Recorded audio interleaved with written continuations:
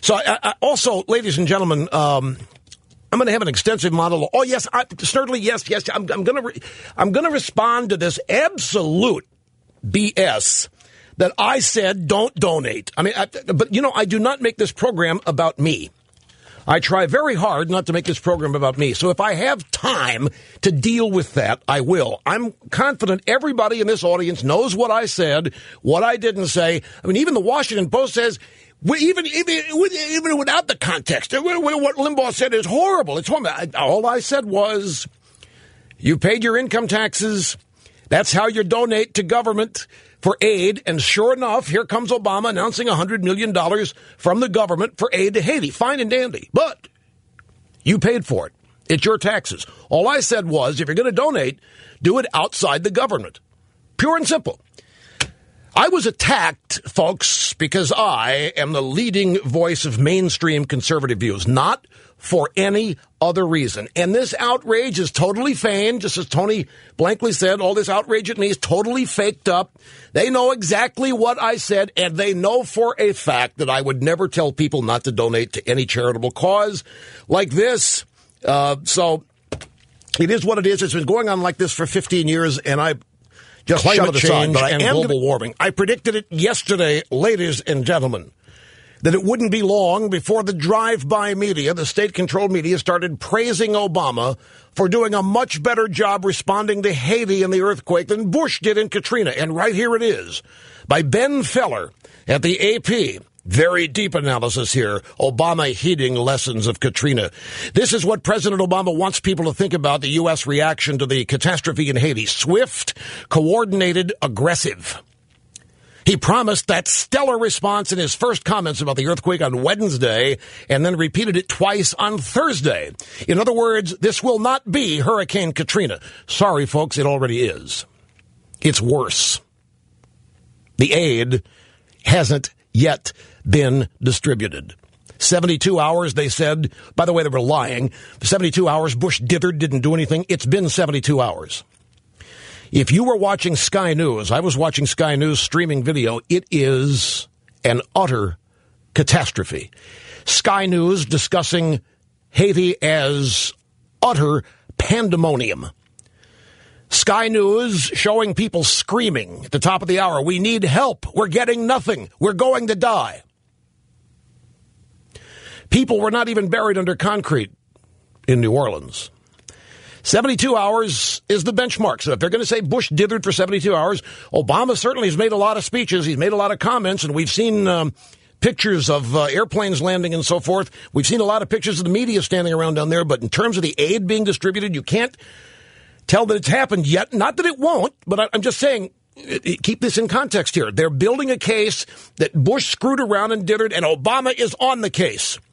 In other words, says AP, this will not be Hurricane Katrina. Obama is determined to show that the U.S., even consumed with its own troubles, can get this right, and that he can too. The world is watching because of the expectations that come with being a rich, powerful democracy that's supposed to look out for its neighbors, and because the stain of Katrina is not gone. This is one of those moments that calls out for American leadership, Obama said. There are huge contrasts between Katrina, the most destructive natural disaster in U.S. history, and the sorrowful scene unfolding in Haiti. One was a hurricane on U.S. soil that killed 1,800 people. The other was an earthquake hundreds of miles away that may have killed 50,000 people.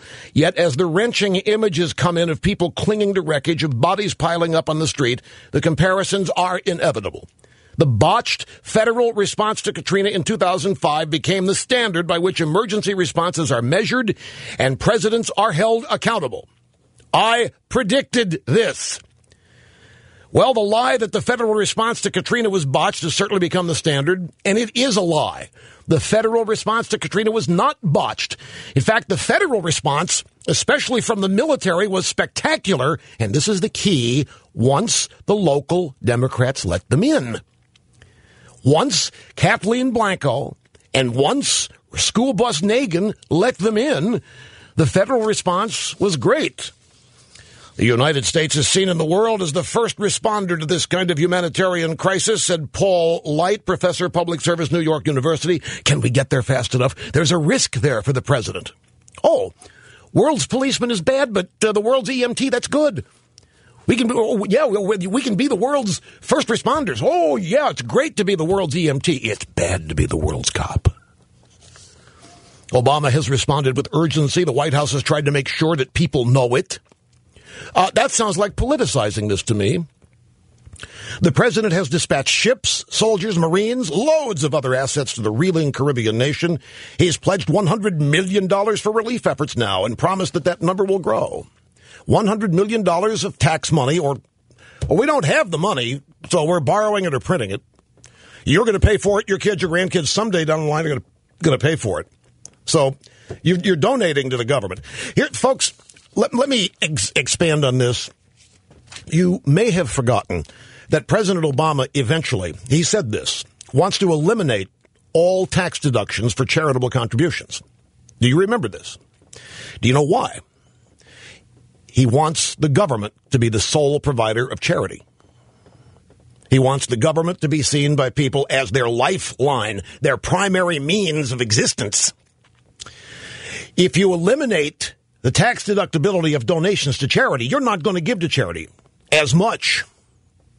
You'll have your pet causes, the ones you really care about, and you'll give, but charitable giving will decline precipitously. The government will take over.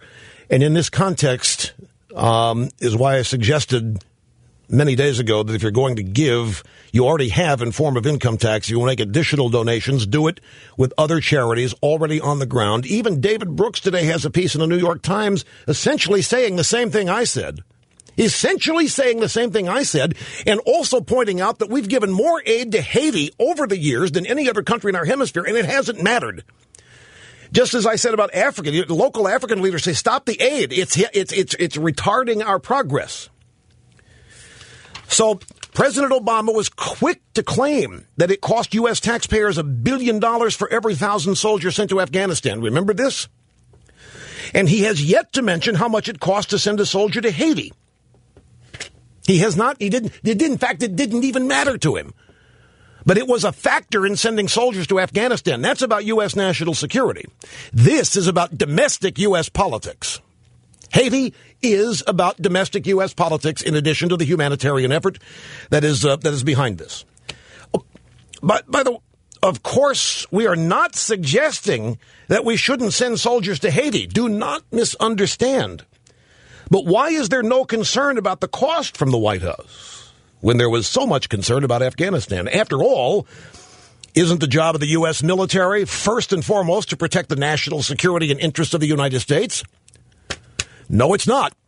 The U.S. military is now Meals on Wheels. It always is with Democrat presidents. Back to the AP story. He has positioned the United States as a coalition-building leader. The UN itself has been rocked by the collapse of its headquarters in Haiti. He has pledged for donations from his old campaign list of supporters, more than 13. He's pleaded for donations from his old campaign list of supporters, more than 13 million strong.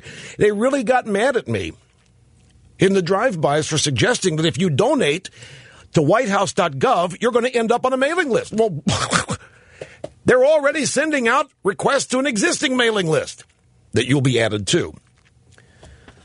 Like most Americans, we have somehow ended up on several of Obama's email lists. I'm on a bunch of them as show prep, and I haven't received anything from him or any of his myriad organizations about Haiti yet.